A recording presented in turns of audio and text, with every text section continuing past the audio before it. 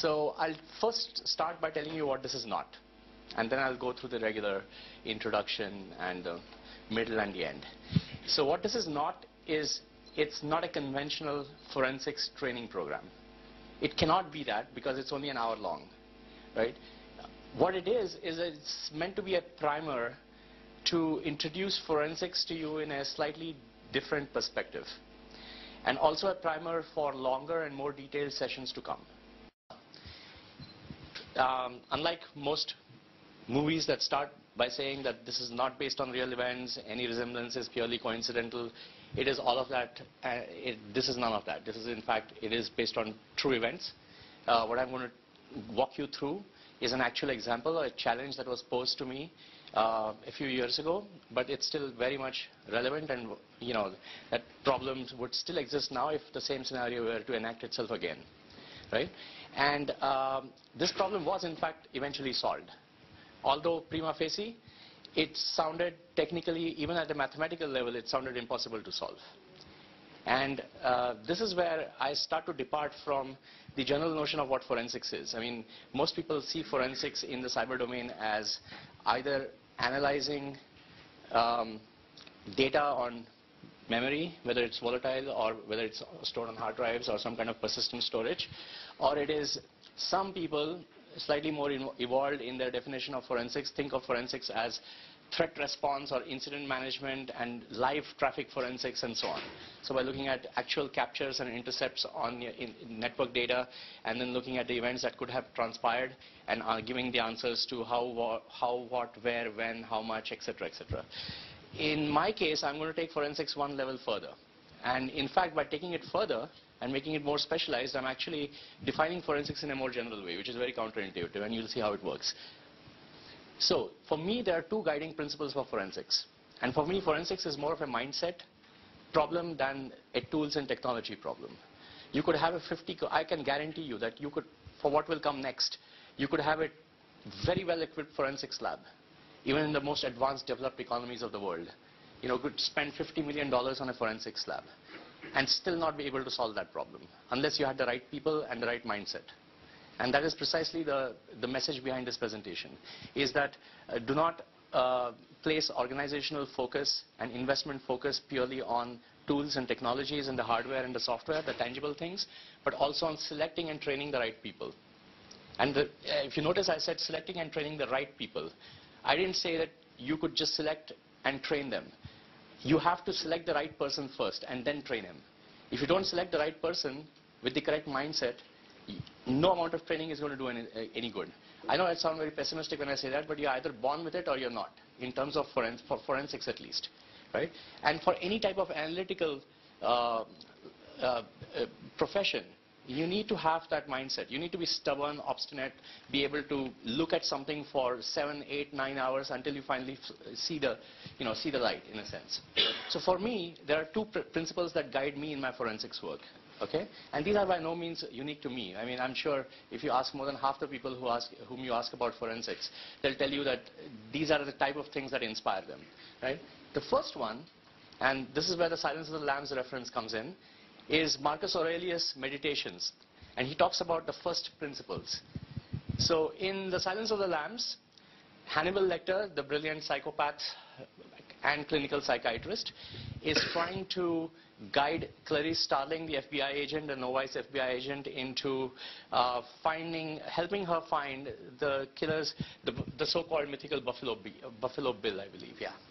And he says, he says, quid pro quo, you tell me something, you help me with something, and I'll help you with something. So in one of his exchanges, a very seminal exchange, in fact, this is one of the exchanges for which he was cited for the Oscar award and he won it. He said, first principle is, Clarice, simplicity. Read Marcus Aurelius. Of each particular thing, ask, what is in it itself, what is its nature? So the key word to focus there in this particular statement is simplicity. And I'll come to that a little later in my scenario that I describe. And this is, for those of you who are, since I've battled a lot to get, okay, where did the, there we go.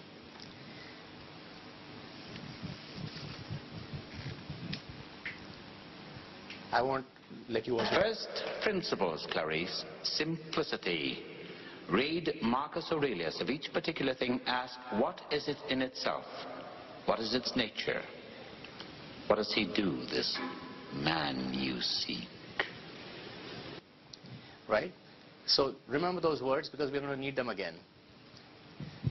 And the second one is, most people who do forensics know this already, who have studied forensics in university and college.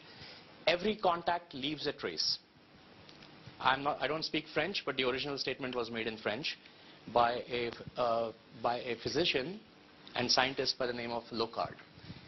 And then it was further explained by Paul Kirk, who said, this is evidence that does not forget. It is not confused by the excitement of the moment. It is not absent because human witnesses are. It is factual evidence. Physical evidence cannot be wrong. It cannot perjure itself. It cannot be wholly absent. Only human failure to find it, study it, and understand it can diminish its value. So these are the two guiding principles that I use when I do forensic work, right? And it served me well. So I assume that there is some value in these two guiding principles. So for me, forensics, as I told you, I'm going to transcend from the regular definitions. If you look into Wikipedia, you'll find like 15, 20 odd definitions just of cyber forensics alone. If you go beyond cyber forensics, you'll probably find a few, tens of definitions about forensics. And most of these are different semantic interpretations of what people believe forensics is really all about. Forensics is an endeavor. It is an endeavor to know the unknown, to explain the unfathomable, the unexplainable, right? In its various dimensions. And this is sometimes called the 6 W's. It is basically who, what, where, how, when, and how much.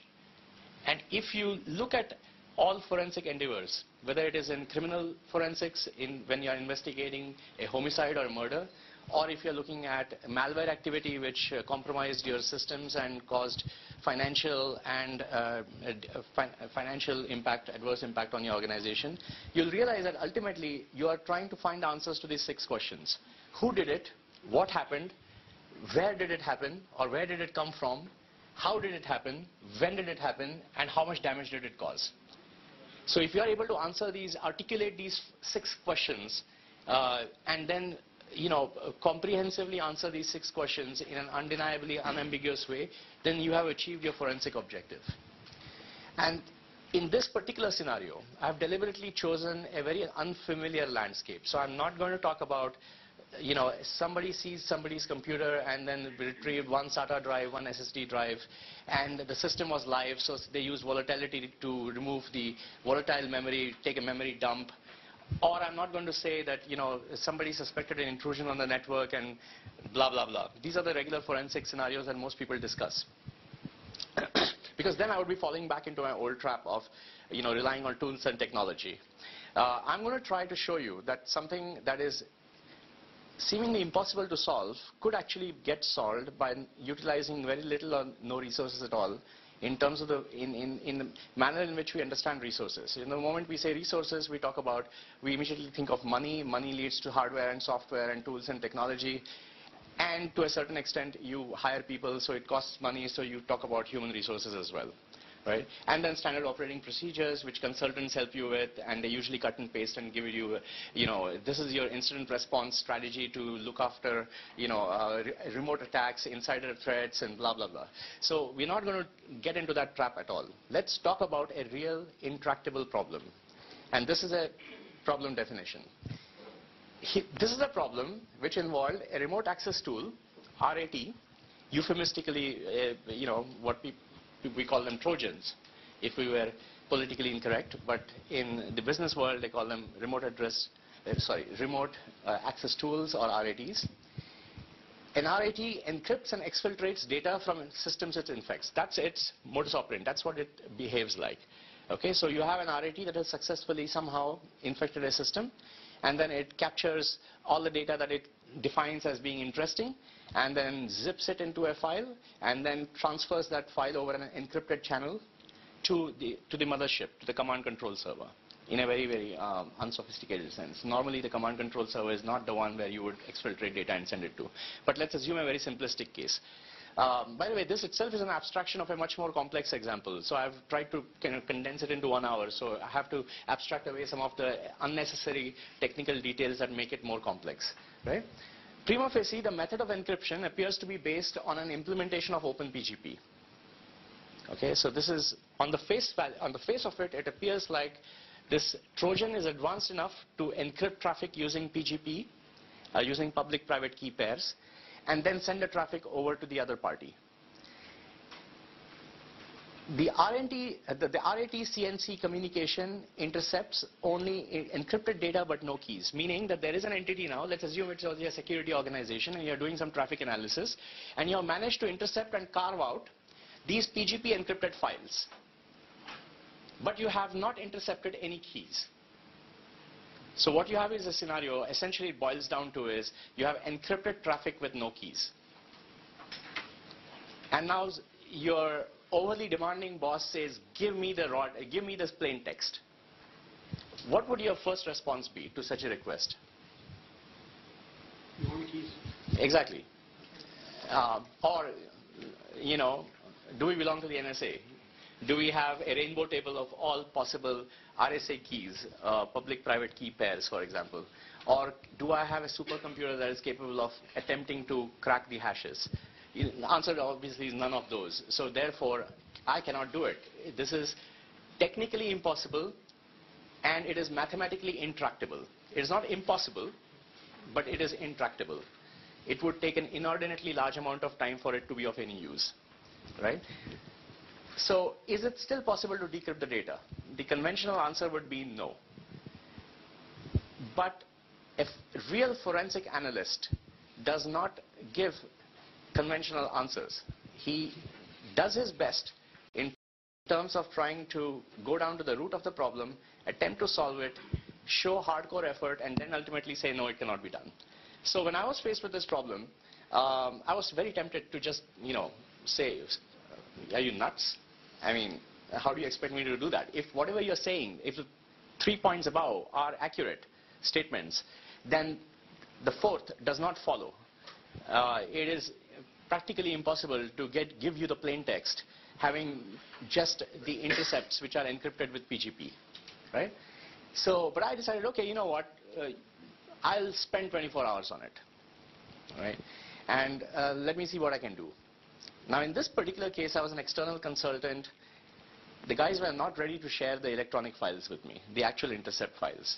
They said, we can give you the printouts, and the printouts looked something like begin PGP message and PGP message with lots of junk in between. And they had like 6 to 8 samples of those. I said, okay, fine, you know. And then ultimately I convinced them to give me the electronic files, but that was besides the point. So, okay, so let's assume that this is the problem we are trying to solve. Okay?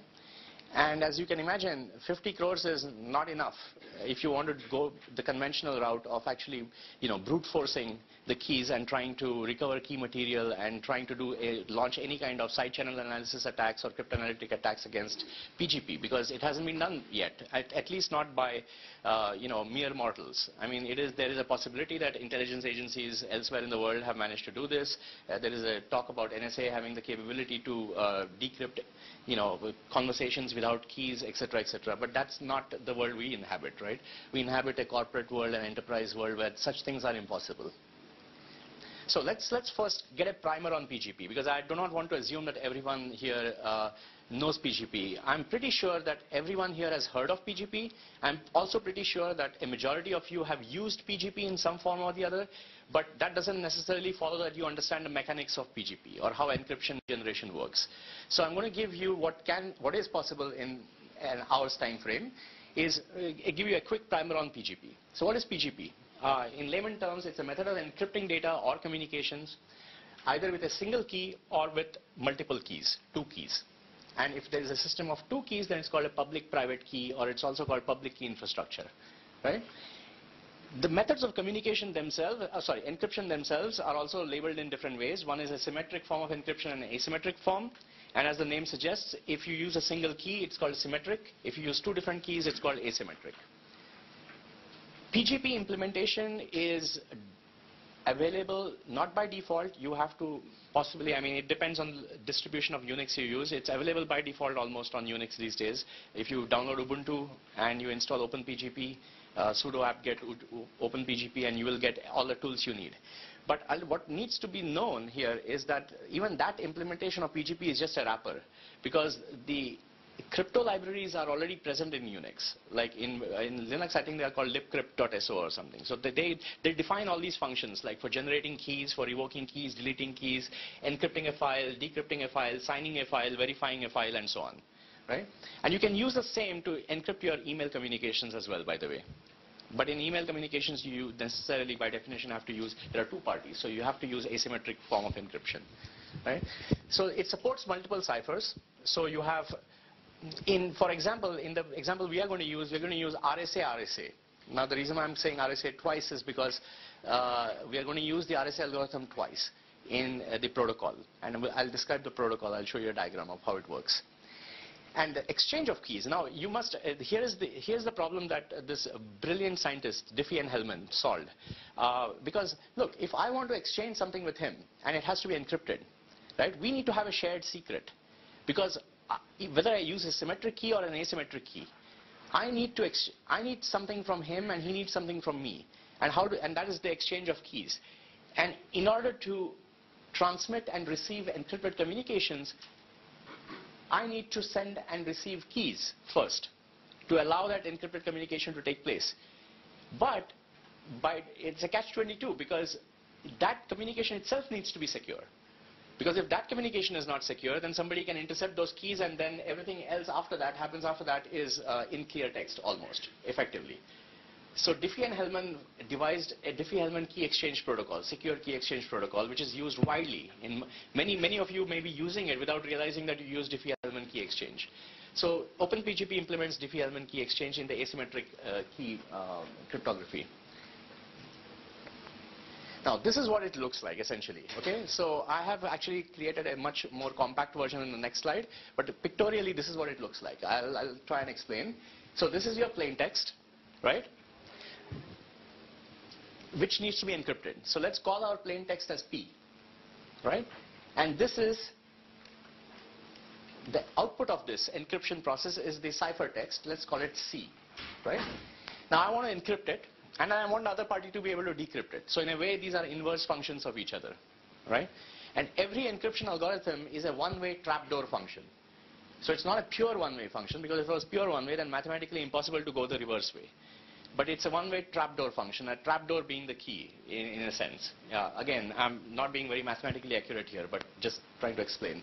So how this works is that first, the plain text is combined with, okay, or transformed by, or whatever you want to call it. Ultimately, a key is nothing but a mathematical function, a transformation, right? Y equal to f of x. That f, the function, is basically the key which transforms it in some mathematical way to another something else, right? And something else from which the previous is unrecoverable. So first, the OpenPGP will create a random key, right, and use that random key to encrypt the data. First step, right? Then that same random key is then encrypted. The key itself is encrypted using the public key of the other party. So, which is where you need to know about public and private keys. So let's assume, sorry, what is your name? Nagaraj. Okay, so Nagaraj has created, using his OpenPGP, a public and private key pair for himself. And that is uniquely identified by his email account. Let's assume that we are doing, this is an email communication, right? I have also created my public and private key. So I am Sachin Deodhar at gmail.com, he is Nagaraj at gmail.com. So he has a public and private key, I have a public and private key. The public and private keys are in our respective key rings, initially. Okay? The next step that happens before we start is that he sends me his public key, and I send him my public key. So now in his key ring, he has his private key, his public key, and my public key. And correspondingly in my key ring, I have Nagaraj's public key, my public key, and my private key. Right? Now when I want to encrypt the mail, I am actually using his public key. This is commonly known. People say, oh, I'm going to use your public key. Unless I have your public key, I can't send you an encrypted mail. This is the reason why. But what is not known is that it's not a direct, I'm going to encrypt it with. There is something else happening in between, which is OpenPGP is generating a random key, using that random key to first encrypt the plain text, and then using his public key, so I'm sending to him, right? So his public key to encrypt my key, random key. right? So the first key is a symmetric key. That is very important to understand, because that same key, if recovered, should be able to decipher the mail, decrypt the mail also.